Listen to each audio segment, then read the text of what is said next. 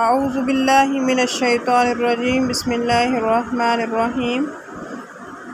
حضرت یونس علیہ السلام اللہ تعالیٰ کے نبی گزرے ہیں۔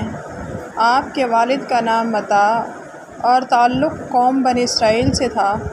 عراق کے مشہور شہر نینوا میں رہتے تھے۔ اللہ تعالیٰ نے 28 برس کی عمر میں آپ علیہ السلام کو نبوت عطا فرمائی۔ ایک عرصے تک اہل نینوا کو تبلیغ فرماتے رہے، مگر ان لوگوں نے آپ کی دعوت حق پر کوئی کان نہ دھرا، برائیوں اور گناہوں میں مبتلا رہے۔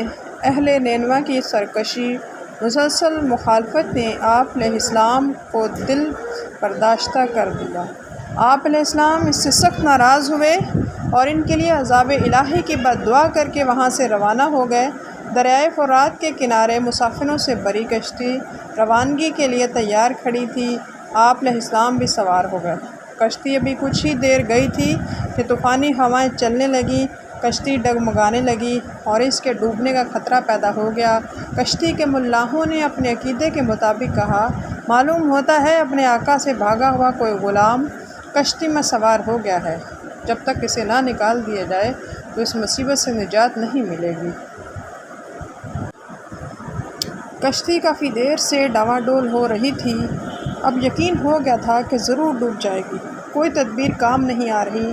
ملاحوں کا تجربہ تھا کہ جب کوئی خطا کار اور قصوروار انسان اس کشتی میں سوار ہو جاتا تھا تو اس طرح زندگی کے لالے پڑ جاتے تھے۔ وہ بولے، ہماری کشتی میں ضرور کوئی قصوروار موجود ہے۔ سب نے اپنے اپنے دل میں سوچا، لیکن کسی کو اپنا کوئی قصور یاد نہیں آیا۔ سب خاموش تھے اور کشتی کے ڈوب جانے کے یقین بڑھتا جا رہا تھا۔ کشتی کے ایک مسافر نے کہا، خطا وار میں ہوں، مجھے کشتی سے نیچے پانی میں پھینک دو تو کشتی بچ جائے گی۔ نہیں، ملاؤں نے کہا، ہم جانتے ہیں آپ نیک آدمی ہیں۔ ہم نے سنا ہے کہ آپ بستی میں لوگوں کو نیکی کی تعلیم دیا کرتے تھے۔ آپ تو اللہ کے نبی ہیں۔ یہاں کوئی اور شخص ہے جو قصوروار ہے، آؤ کرہ ڈالیں۔ اور کرہ ڈالیں گے، یہاں ہم ایسے نیک شخص کو ہرگز پانی میں نہیں ڈوبنے دیں گے۔ سب کی حیرت اور تعجب کی انتہا نہ رہی۔ نبی ہی کا نام نکلا تھا۔ نبی نے کہا، میں نے اپنے مالک کے حکم اور اجازت کے بغیر بستی کو چھوڑ دیا تھا۔ میں بستی والوں سے مایوس ہو گیا تھا، میں انہیں چھوڑ کر چلا آیا۔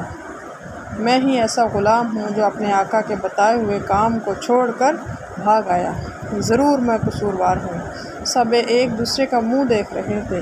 کشتی برابر ہچکولے کھا رہی تھی تو جھٹکے کھا رہی تو معلوم ہوتا ہے کشتی ڈوب گئی اور نوح علیہ السلام کو مچھلی نے نگل لیا، اور وہ جب مچھلی کے پیٹ میں تھے تو پھر اللہ تعالیٰ نے ان کو ایک دعا یاد کروائی، لا الہ الا انت سبحانک انی کنت من الظالمین، اور پھر اللہ تعالیٰ نے ان کو مصیبت سے نجات دے دی۔